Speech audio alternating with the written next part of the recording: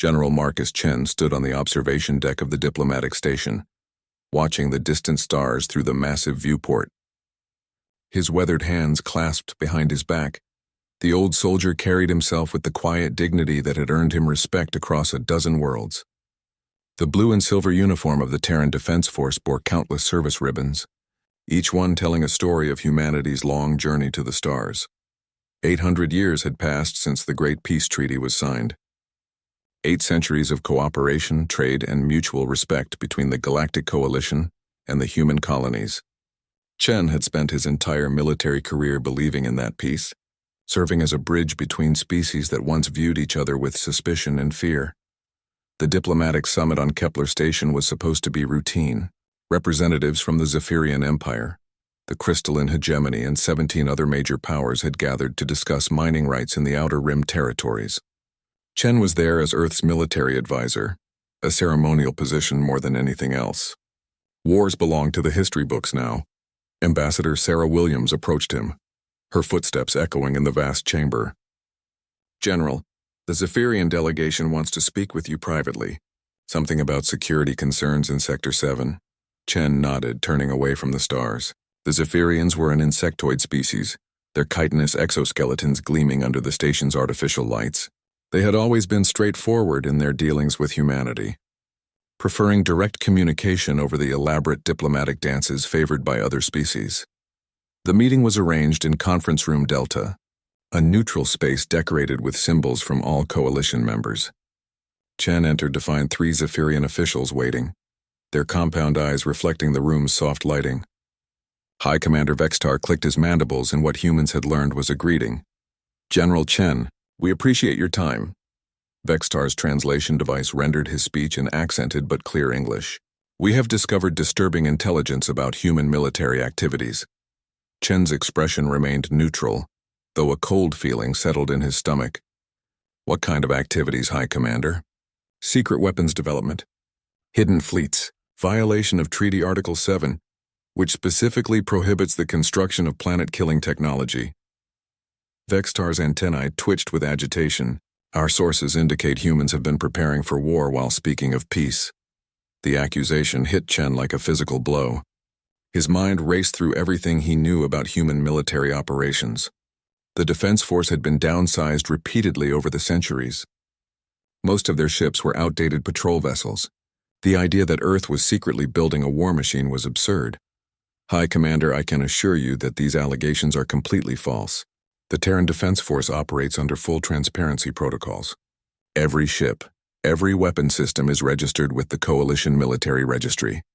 Vextar's head tilted, studying Chen with those alien eyes.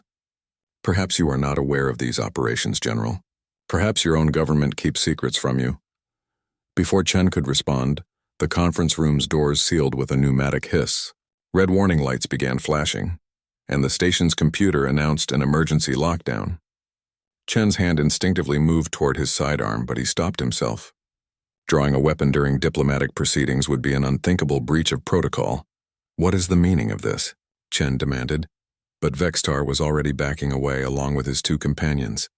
The truth became clear when Corinthian soldiers burst through a maintenance hatch. The reptilian warriors wore full combat armor, their weapons already charged and aimed. Chen recognized the distinctive blue scales and yellow eyes of the Corinthian military caste. But something was wrong. These soldiers should not be here, should not be armed, should not be threatening a human general during a peace summit. General Marcus Chen of Earth, the lead soldier, spoke through his helmet's external speakers. "You are accused of war crimes against the Galactic Coalition. By order of the Emergency Council, you are sentenced to immediate execution." Chen's training kicked in. 800 years of peace had not dulled his combat instincts. He dove behind the conference table as energy bolts scorched the air where he had been standing. The smell of ozone and burned furniture filled the room. "Wait," Chen shouted, trying to buy time to understand what was happening. "Under what authority?" "The Emergency Council has no jurisdiction over human citizens without a formal tribunal." "The authority of survival," the soldier replied coldly. "Humanity has been declared a threat to galactic security. The peace treaty is void." More soldiers entered the room. Chen counted at least 8, maybe 10. His sidearm held 12 shots, but he was trapped in a sealed room with nowhere to run. For the first time in decades, the old general felt the familiar weight of impending death. The irony was not lost on him. He had spent his entire career working to maintain the peace, and now that same peace was being used as an excuse to murder him. Whatever intelligence the coalition thought they had about human activities, it was either fabricated or catastrophically misinterpreted. Chen closed his eyes for a moment, thinking of his wife back on Earth, of his grandchildren who had grown up in a galaxy where humans and aliens worked together. That world was about to end, and there was nothing he could do to stop it. The soldiers advanced, their weapons trained on his position.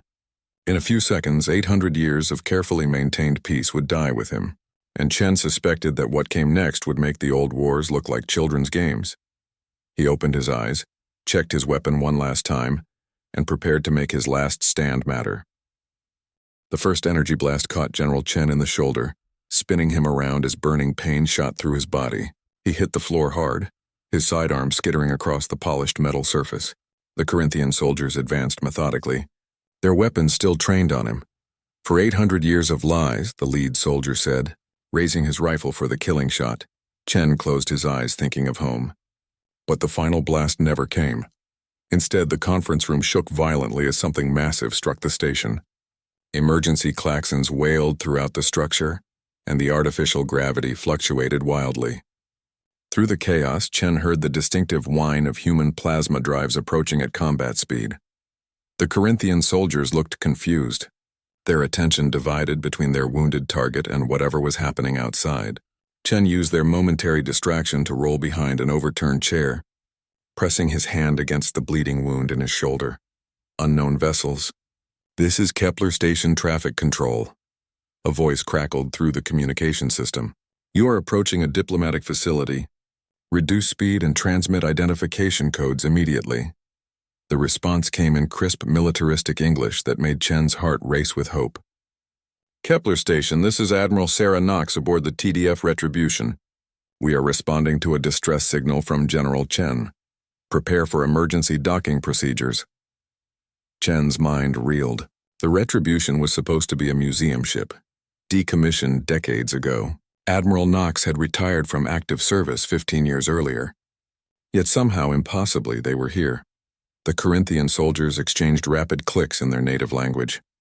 Their leader activated a communication device, speaking urgently in words Chen could not understand. Whatever response he received clearly disturbed him. How did humans mobilize a fleet so quickly? One of the soldiers asked in accented standard. Our intelligence indicated they had no significant military presence in this sector. Chen almost smiled despite his pain. These alien soldiers had made the same mistake that others had made throughout human history. They had confused peace with weakness, mistaken diplomacy for surrender. 800 years of cooperation had lulled the galaxy into forgetting what humanity was truly capable of when threatened. The station shuddered again as docking clamps engaged. Through the sealed conference room, Chen could hear the distinctive sound of human combat boots on metal decking. The Corinthians had perhaps minutes before they found themselves facing Terran special forces. Sir, one of the alien soldiers said nervously, perhaps we should retreat to the emergency pods. Their leader's yellow eyes flicked between Chen and the sealed door. No, we complete the mission. The human dies here. But as he raised his weapon again, the conference room door exploded inward in a shower of sparks and twisted metal. Smoke filled the air as figures in black combat armor poured through the breach. Their movements were fluid, practiced, deadly. Chen had seen human special forces in action before, but never like this. These soldiers moved with a precision and lethality that spoke of constant training, constant preparation. Their weapons were not the standard issue gear he remembered from his active service. These were cutting-edge designs clearly built for one purpose: killing efficiently. The first Corinthian never had a chance to fire. A pulse rifle bolt caught him center mass and he crumpled to the floor. His companions tried to return fire, but they were fighting in a confined space against opponents who had trained for exactly this scenario. Within 30 seconds, it was over. 8 alien soldiers lay dead, their weapons scattered across the conference room floor. The human special forces moved with mechanical efficiency, checking bodies and securing the area. General Chen, sir. The team leader approached, removing his helmet to reveal a young face marked by old scars. Lieutenant Colonel Morrison, 3rd Special Operations Group. Are you injured, sir? Chen struggled to his feet, still pressing his hand against his wounded shoulder. Morrison, I thought the 3rd SOG was disbanded years ago. Officially, yes, sir. Unofficially, we've been training for this day for the past 50 years. Morrison's expression was grim. Admiral Knox's compliments, sir. She requests your immediate presence on the Retribution. As they helped Chen from the conference room, he saw the true extent of what was happening. The station's corridors were filled with human soldiers, all wearing the same black combat armor, all moving with the same lethal purpose. Bodies of various alien species littered the floor. This was not a rescue mission. This was a military occupation. How many ships? Chen asked as they reached the docking bay. 47 vessels in the immediate task force, sir. The Retribution, 12 heavy cruisers, 18 destroyers, and assorted support craft. Morrison's tone was matter-of-fact, as if discussing the weather. Admiral Knox has also activated Reserve Fleet Gamma. Another 130 ships are en route. Chen's legs nearly gave out. Reserve Fleet Gamma was supposed to be a myth, a contingency plan so secret that even he had not been fully briefed on its details. The idea that humanity had been secretly maintaining a battle fleet of that size while publicly advocating for disarmament was staggering. The docking bay opened before them, revealing the sleek hull of a ship that should not exist. The Retribution looked nothing like the museum piece Chen remembered. Her armor was pristine, her weapon systems were state-of-the-art, and her hull bore fresh scorch marks from recent combat. Sir, Morrison said quietly as they boarded, Admiral Knox wanted me to inform you that the shooting has started on 7 other diplomatic stations. The coalition has simultaneously moved against every senior human official in their territory. Chen felt the last pieces of his old world crumbling away. 800 years of peace ended in a single coordinated strike. But as he looked around at the faces of the human soldiers, he realized something that filled him with both pride and terrible anticipation. Humanity had been ready for this moment. Somehow, somewhere, someone had been preparing for the day when the galaxy would turn against them again, and from what Chen could see, they had prepared very well indeed. Admiral Sarah Knox had aged gracefully in the 15 years since Chen last saw her. Her silver hair was pulled back in a regulation bun, and her blue eyes held the same sharp intelligence he remembered. But there was something else there now, something harder and more dangerous. Marcus, she said, rising from the captain's chair as he entered the bridge. I'm sorry we couldn't get there sooner. Chen looked around the Retribution's command center in amazement. The bridge was twice the size he remembered, filled with holographic displays and sensor stations that belonged in a science fiction novel. Officers worked at their post with quiet efficiency, coordinating what appeared to be a massive military operation. Sarah, what the hell is going on? The ship was decommissioned. You retired, and how did you know I was in trouble? Knox's expression darkened. We've been monitoring coalition communications for decades, Marcus. We knew this day would come. She gestured to a tactical display showing the local star system. 12 hours ago, the Coalition Emergency Council issued classified orders to eliminate all human military leadership. You, me, Admiral Chen on Proxima Station, General Rodriguez in the Centauri system. They planned to cut off our heads before declaring war. The scope of the betrayal hit Chen like a physical blow. But why? What could possibly justify this level of treachery? Fear, Knox said simply. They've finally realized what we've always known. Humanity doesn't just adapt to galactic civilization. We improve it. We innovate faster, fight harder, and dream bigger than any other species. 800 years of peace gave us time to grow strong, and that terrifies them. Chen studied the tactical display more carefully. The dots representing coalition ships outnumbered the human vessels at least 10 to 1. Sarah, even if we have secret fleets, we're still vastly outnumbered. The mathematics are impossible. Knox smiled, but there was no warmth in it. Marcus, you're thinking like the old military. Numbers matter, but they're not everything. She touched a control, and the display shifted to show ship specifications. Take a look at what 800 years of peaceful research and development accomplished. The data made Chen's head spin. The human ships weren't just larger than he remembered. They were technological marvels. Fusion drives that could accelerate at rates that should liquefy human crews. Armor plating made from materials he had never heard of. Weapon systems that drew power directly from quantum fluctuations. How is this possible? The treaties specifically limited military research. The treaties limited military research, Knox agreed. They said nothing about theoretical physics, materials science, or engineering innovation. Funny thing about humans, Marcus. We can't seem to stop improving things even when we're trying to be peaceful. A communications officer turned in her chair. Admiral, we're receiving transmission requests from Coalition fleet commanders. They're demanding our surrender. Put it through, Knox ordered. The main screen flickered to life, showing the angular features of a crystalline hegemony admiral. The alien's crystalline skin reflected the bridge lights of his own vessel as he spoke. This is Admiral Vector of the Coalition 5th Fleet. Human vessels, you are in violation of the Galactic Peace Treaty. Stand down immediately and prepare to be boarded. Knox stepped forward, her hands clasped behind her back. Admiral Vector, this is Admiral Sarah Knox of the Terran Defense Force.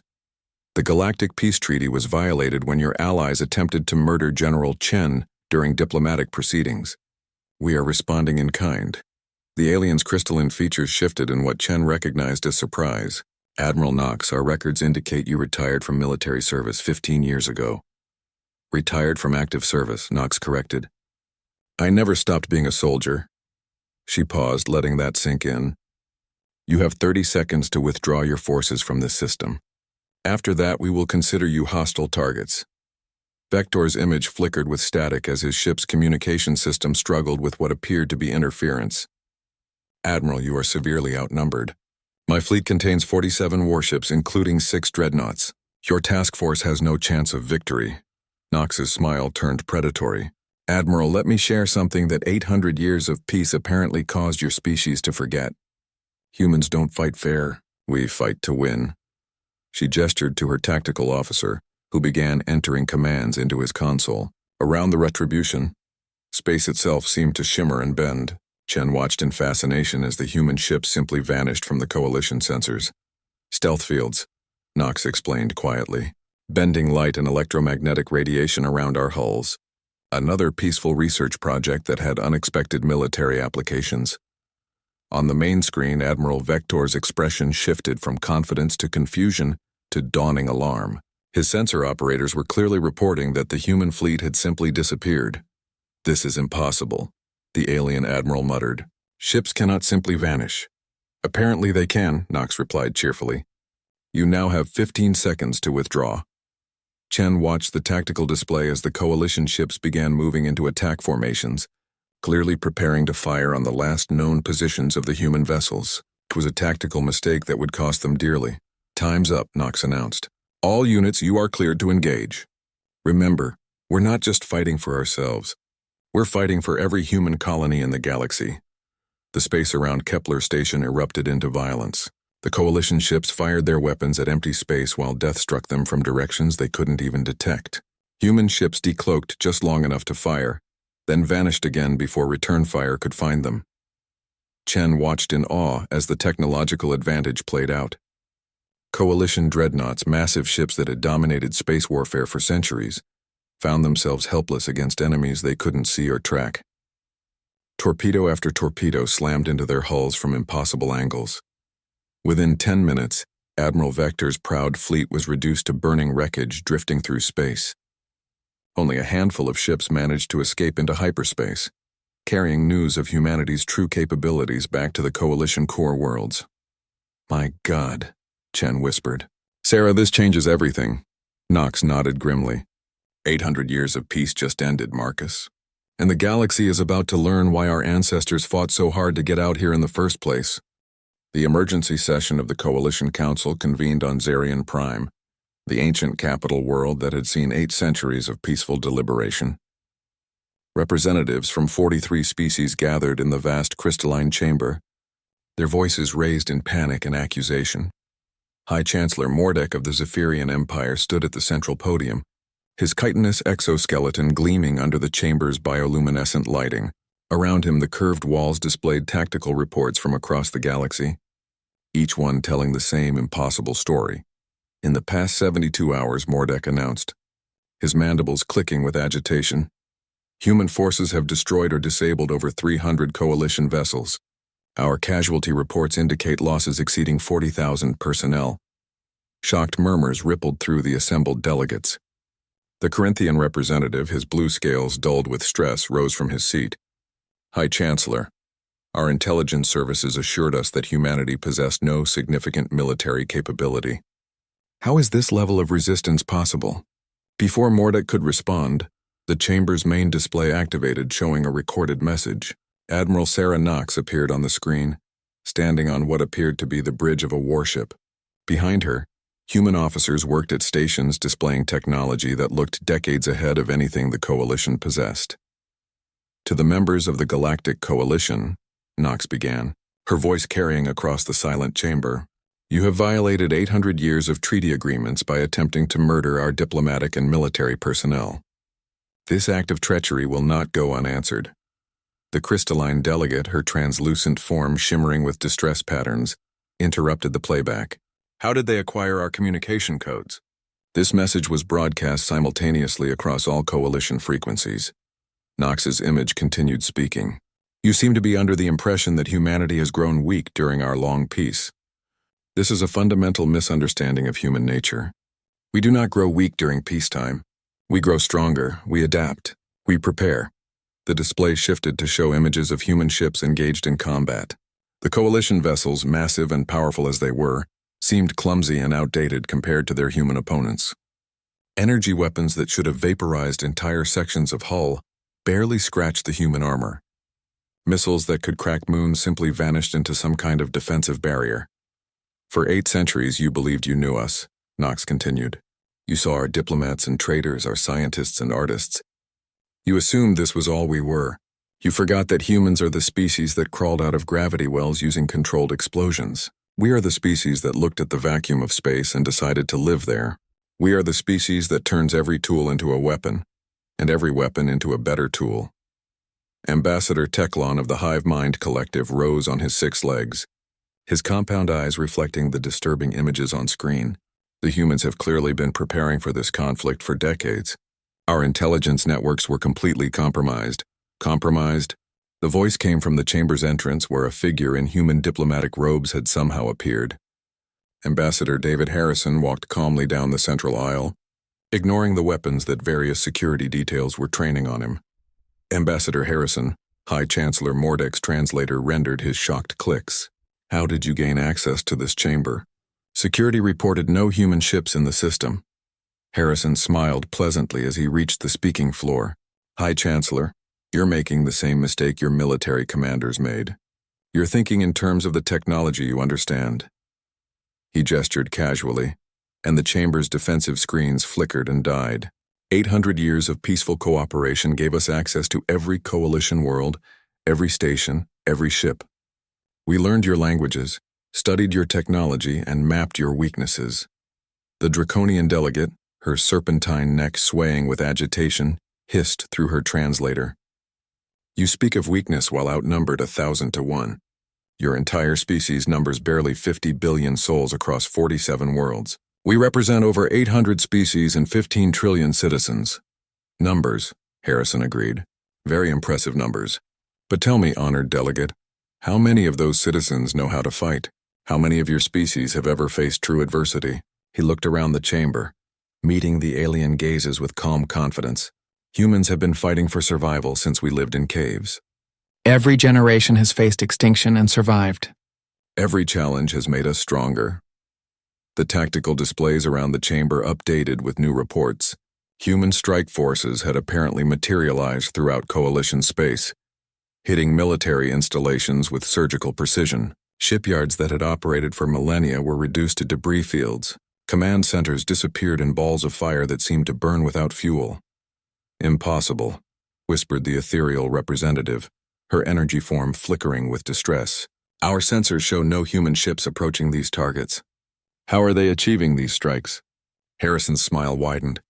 "Honored ethereal, your people discovered dimensional folding technology 600 years ago. You used it to create faster-than-light communication networks. Very practical, very efficient." He paused dramatically. "We used it to create weapons that can strike targets from parallel dimensions." "Different priorities, you might say." The chamber erupted in panicked voices as the implications sank in. If humans could attack from other dimensions, then no Coalition installation was safe. No fleet position provided security. The very nature of space warfare had changed overnight. High Chancellor Mordek's mandibles clattered as he tried to process this information. Ambassador Harrison, surely there is room for negotiation. The action against your general was undertaken by extremist elements within our coalition. It does not represent the will of all member species. Ah, Harrison nodded, understanding. The classic defense. Blame the extremists. Claim it was all a misunderstanding. His expression hardened. High Chancellor, your extremist elements simultaneously targeted every human leader in coalition space. This was a coordinated attempt at genocide, not the work of a few radicals. Around the chamber, delegates began speaking urgently into their communication devices, no doubt trying to contact their homeworlds. Harrison watched their growing panic with the detached interest of a scientist observing an experiment. The irony, he continued, is that you had absolutely nothing to fear from peaceful humanity. We were content to trade, explore, and share knowledge. We posed no threat to anyone. His voice took on a colder edge. But threatening humanity? Attempting to murder our leaders? That awakened something in us that 800 years of civilization could not quite erase.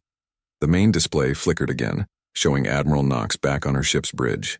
Coalition leadership, you have 24 hours to respond to our terms. Unconditional surrender, full reparations for the attempted genocide, and the handover of all individuals responsible for planning these attacks. And if we refuse? High Chancellor Mordek asked, though his voice suggested he already knew the answer. Knox's image smiled with predatory satisfaction. Then you'll discover what happens when humans stop pretending to be civilized. The Coalition's response came 18 hours early, delivered by the largest fleet in galactic history. Over 10,000 warships converged on the Sol system, including ancient dreadnoughts pulled from museum collections and newly constructed vessels rushed from shipyards across the galaxy.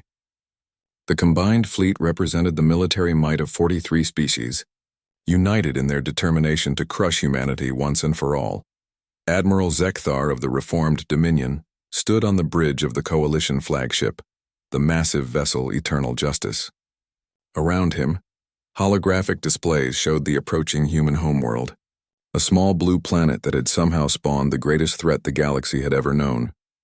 Sir, his tactical officer reported, we detect no significant human fleet presence in the system. Long-range sensors show only civilian traffic and orbital platforms. Zekthar's forearms gestured dismissively. The human stealth technology is impressive, but it cannot hide an entire defense fleet. Begin wide-spectrum scanning. Use gravitational sensors, quantum resonance detectors, everything we have. The Coalition fleet spread out in a massive formation, their sensors probing every corner of the Sol system. Minutes passed, then hours, but the scans revealed nothing. Earth seemed to be defended by nothing more than a handful of outdated patrol vessels and some commercial traffic. Perhaps they have evacuated, suggested Commander Yithak, her insectoid features twitching with confusion. Move their population to hidden colonies. No, Zekthar replied firmly. Humans do not run. Their psychological profiles indicate a species incapable of retreat when their home is threatened. They are here somewhere. As the Coalition fleet approached the inner system, Earth's communication networks came alive. Every screen, every speaker, every transmission device on the planet began broadcasting the same message. A human woman appeared on the displays, wearing a simple blue dress and standing in what looked like a garden. To the Coalition fleet approaching our system, she said calmly, "This is Director Elizabeth Santos of the Terran Science Council. I want to thank you for this demonstration." Admiral Zekthar frowned at his translation interface. Demonstration? What does she mean? Director Santos continued speaking, seemingly unaware of the massive fleet bearing down on her world. For 800 years we have wondered whether our defensive preparations were adequate. Your arrival allows us to test systems that have never been used in actual combat. Around the bridge of the Eternal Justice, officers exchanged confused glances. The human leader seemed remarkably calm for someone facing invasion by the largest military force in galactic history. You see, Santos explained, when humans first reached the stars, we made a promise to ourselves.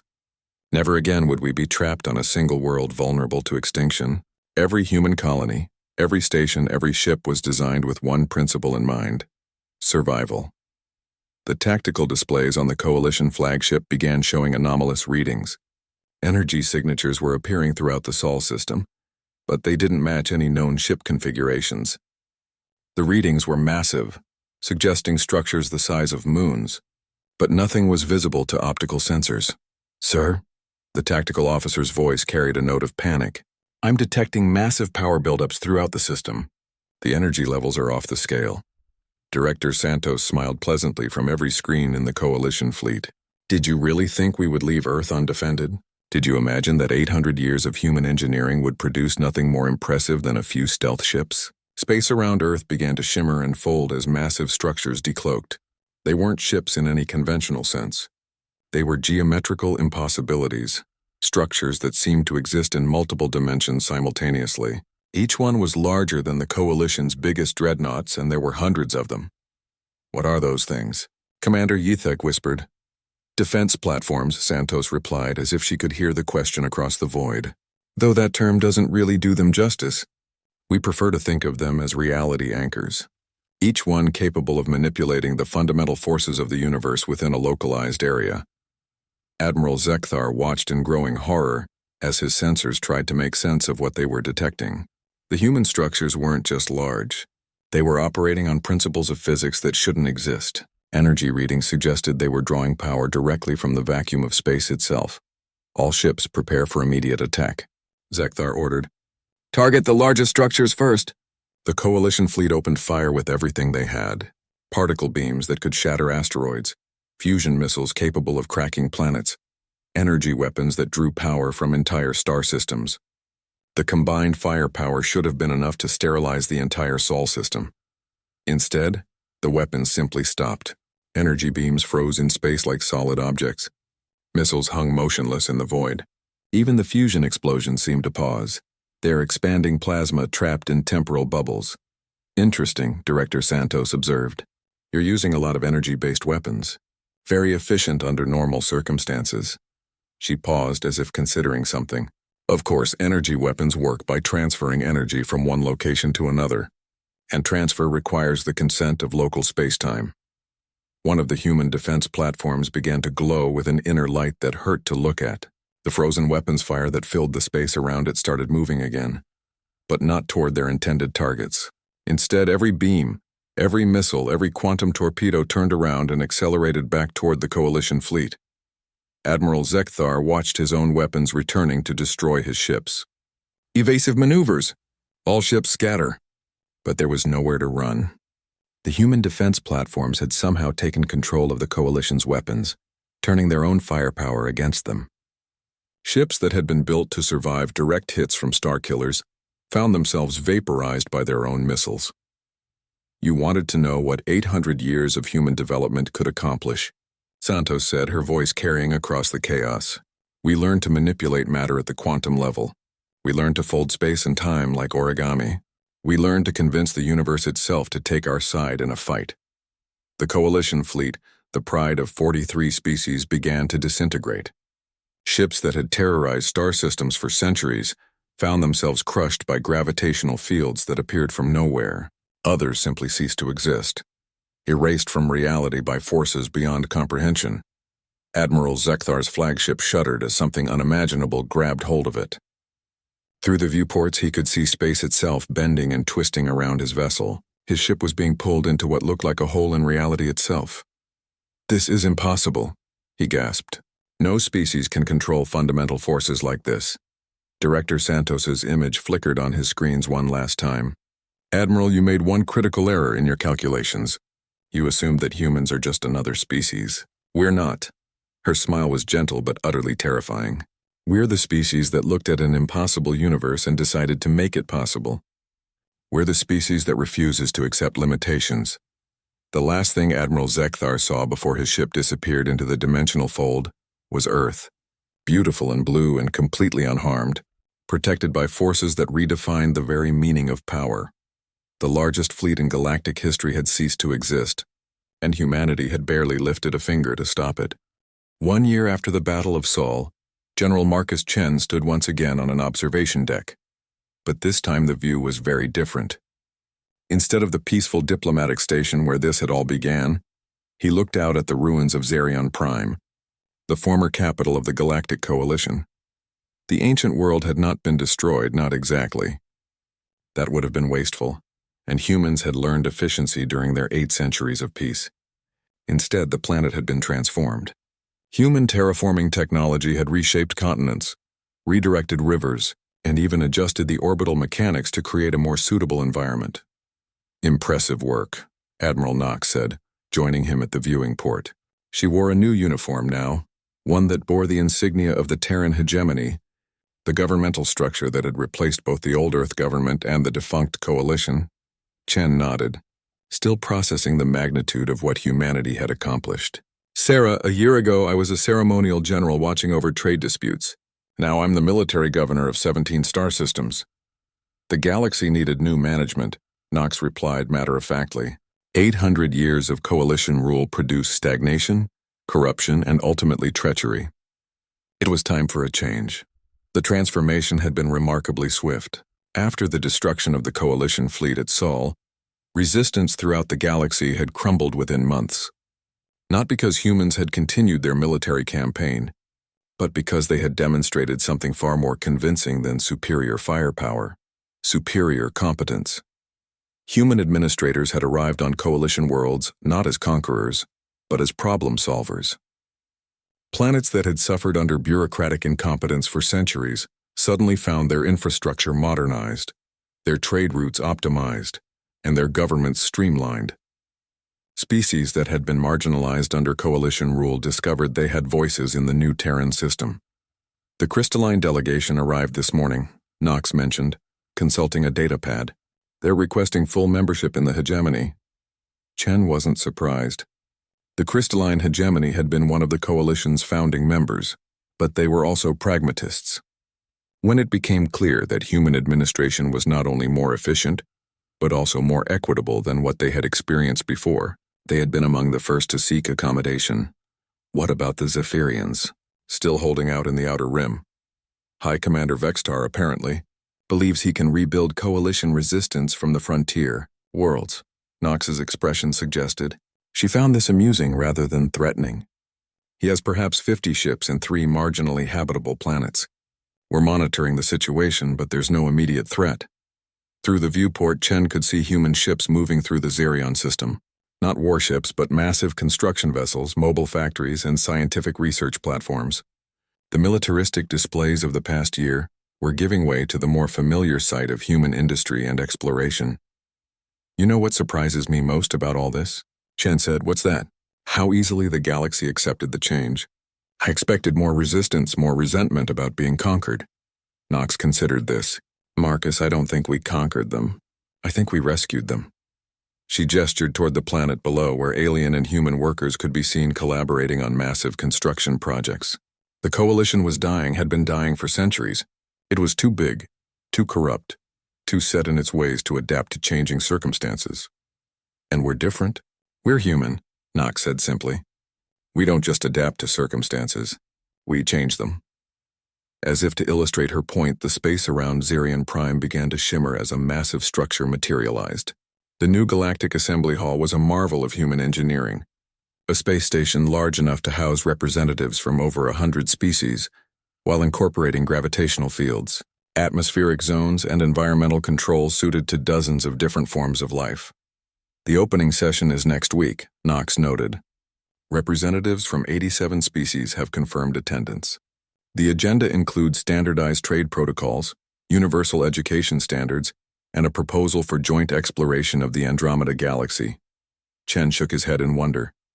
A year ago, getting 3 species to agree on shipping schedules was considered a diplomatic triumph. Different management, Knox repeated. Humans don't see problems as obstacles to be worked around. We see them as challenges to be solved. A communication chime indicated an incoming message. The holographic display activated to show Director Elizabeth Santos, who was now serving as the first human chancellor of the Galactic Assembly. Admiral Knox, General Chen, Santos said with a warm smile. I wanted to update you on the situation in the Zephyrian holdout systems. Has Commander Vextar finally seen reason? Knox asked. Better than that. His scientists have been analyzing the defensive technology we used at Sol. Apparently, they've concluded that resistance is not just futile, but scientifically impossible. Santos's smile widened. He's requesting a meeting to discuss surrender terms. Chen almost felt sorry for the Zephyrian commander.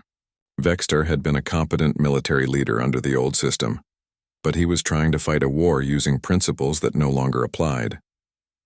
Human technology hadn't just advanced during the 8 centuries of peace. It had transcended traditional limitations. "What terms are we offering?" Knox inquired. "The same ones we've offered everyone else. Full integration into the hegemony, protection of species rights, technological sharing and representation in the assembly proportional to population." Santos paused, plus a personal pardon for Vextar himself. The man was following orders after all. That was another thing that surprised Chen about the new order. Humans had been remarkably generous in victory. War crimes tribunals had focused on the planners and instigators of the attempted genocide. But ordinary soldiers and citizens had been treated with compassion and respect. "There is one other development you should know about," Santos continued. "Our deep space reconnaissance teams have made contact with another galactic civilization in the direction of the Magellanic Clouds. Initial communication suggests they're curious about our rapid expansion but not hostile." Knox and Chen exchanged glances. After everything they had experienced in the past year, the idea of potential new challenges was both exciting and daunting. "How long before formal contact?" Knox asked. "Perhaps 6 months. Their ships are impressive, but they appear to use conventional physics. We have a significant technological advantage if diplomacy fails." Chen thought about that. A year ago, humanity had been a minor species in someone else's galaxy, content to maintain peace and avoid conflict. Now they were the dominant power in local space, expanding their influence at a rate that would have been unimaginable under the old coalition system. "Marcus," Knox said quietly after Santos's image faded, "do you ever miss the old days? The simplicity of just being soldiers in someone else's army?" Chen considered the question seriously. The past year had been exhausting, challenging, and occasionally terrifying. The responsibilities of governing a galactic civilization were far more complex than anything he had trained for. But as he looked out at the bustling activity around Zerion Prime, at the ships from dozens of species working together on projects that would have been impossible under coalition rule, he felt something he hadn't experienced in decades, genuine optimism about the future. "No," he said finally, "I think we're just getting started." Admiral Knox smiled, and for the first time since this had all began, it was an expression of pure satisfaction rather than predatory anticipation. "Then let's see what 800 years of human civilization can accomplish when we're not pretending to be peaceful." Outside the viewport, the stars waited, infinite and full of possibilities. And for the first time in galactic history, they were being approached by a species that saw no difference between the impossible and the inevitable.